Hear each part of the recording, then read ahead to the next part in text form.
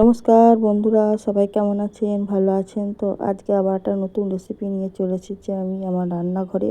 আজকে করব গেঁদাল পাতা ঝোল। দেখো, আমি সেদিন তোমাদের বলেছিলাম না যে আমি গেঁদাল পাতা তুলছি ঝোল করব বলে? সেটা তো শর্ট ভিডিওতে দেখিয়েছিলাম। আজকে আমি লং ভিডিওতে দেখাচ্ছি কী কী দিলাম আর কী কী করলাম। এবার ঝটপট দেখে নাও। আর পেট খারাপ হোক বা পেটটা ঠান্ডা করার জন্যে এই গেঁদাল পাতার ঝোল কিন্তু খুব উপকার। এই দেখো, প্রথমে আমি গেঁদাল পাতাগুলো তুলে নিচ্ছি। এবার ওটাকে ভালো করে ধুয়েও নিতে হবে, কেননা ওগুলো যদি নোংরা থাকে সেই জন্যে, যেহেতু বাইরে হয় তো সেই জন্যে এটাকে ভালো করে ধুয়ে নিতে হবে। দেখো, আলু দিয়েছি, কাঁচকলা, পেঁপে, পটল। তোমরা চাইলে ভেন্ডিও দিতে পারো। আর আমি ভেন্ডিটা দিইনি, ওর বাবা খেতে চায় না, সেই জন্যে।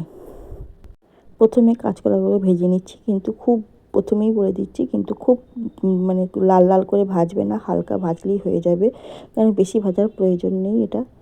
এবার আমি বড়িগুলোকেও ভেজে নিচ্ছি। এবার তেলটা কালো হয়ে গেছে, যেহেতু কড়াটা ভেজেছি তো সেই জন্যে একটু পাঁচফোড়ন, শুকনো লঙ্কা, তেজপাতা দিয়ে দিলাম। এবার পটল, পেঁপে, আলু সব কটাকে একসাথে ভাজবো, কারণ অসুবিধা নেই, কারণ আর কালো হলেও অসুবিধা নেই, কারণ ঝোলটার রঙ এমনিতেই তোমার সবুজ সবুজই হবে, সেই জন্য কালো হলে এমন কিছু ক্ষতি হবে না, বুঝলে? আর জিরে দিয়েছি, আদা দিয়েছি, আর গেঁদাল পাতা। কীভাবে গেঁদাল পাতাটা দিতে হবে সেটাকে দেখে নাও। প্রথমে কিন্তু আমি গেঁদাল পাতাটা দেবো না, প্রথমে আদা আর জিরে বাটাটা দিচ্ছি, তাতে নুন, একটু হলুদ, লঙ্কা গুঁড়ো তোমরা যদি খাও দিতে পারো, যদি না হয় কাঁচা লঙ্কাও দিতে পারো।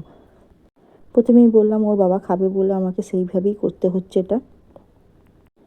এবার দেখো, ভালো করে কষে নিলাম, কষে নিয়ে তেলটা যেই বেরোবে তখন আমাকে জল ঢেলে দিতে হবে।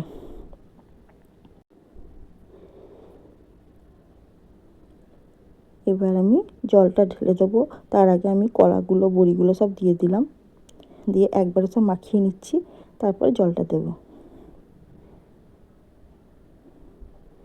তোমরাও কি এইভাবেই খাও গো? আমরা তো এরকমভাবেই দেখে এসেছি ছোটো থেকে মাদের করতে, আর আমরা এইভাবেই করি। যাই হোক, তোমরা যদি অন্যভাবে করে থাকো তাহলে আমাকে রেসিপিটা বলবে কেমন করে করছো, আমিও একবার সেইভাবে করে দেখব। এবার আমি জলটা ঢেলে দিলাম। এবার ওটা সিদ্ধ করতে হবে, ভালো করে সিদ্ধ হোক, ততক্ষণ আমি একটু ঘুরে আসি।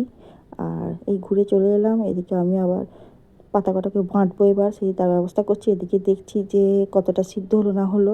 হ্যাঁ, এবার দেখো, পেঁপেটা অতটা সিদ্ধ হয়নি, বুঝেছো তো?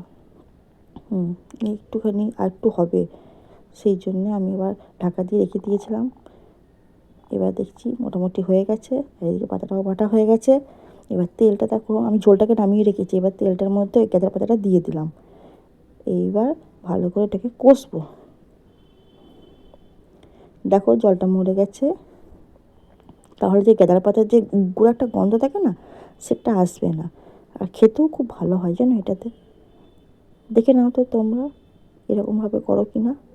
এইবার যেই শুকনো শুকনো হয়ে যাবে, এতে আমি ঝোলটা ঢেলে দেবো।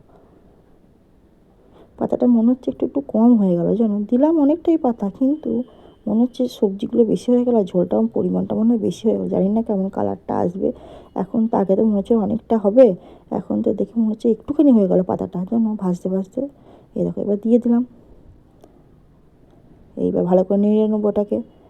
এবার মাখিয়ে নাও ভালো করে, যেন গন্ধটা আবার সব জায়গায় যায়, বাড়ি শুদ্ধ চলে যাবে অবশ্য, শুধু কলা, পেঁপে, আলুতে থেমে থাকবে না গন্ধটা, ও সব জায়গাতেই গন্ধটা ছড়িয়ে যাবে জানো। এমন একটা গন্ধ, কিন্তু পেটের পক্ষে খুব ভালো। তোমরা ভালো থেকো, সুস্থ থেকো, আর আমার ভিডিওগুলো দেখতে থেকো। আর এটা গরম গরম ঝোল শুধু মুখেও খেতে পারো, কিংবা ভাত দিয়েও খেতে পারো। আবার পরে একটা নতুন ভিডিও নিয়ে আমি চলে আসবো। হ্যাঁ, আজকের মতো এখানেই শেষ করলাম আজকের ভিডিওটা। সবাই ভালো থেকো, আমার অনেক অনেক ভালোবাসা নেবে।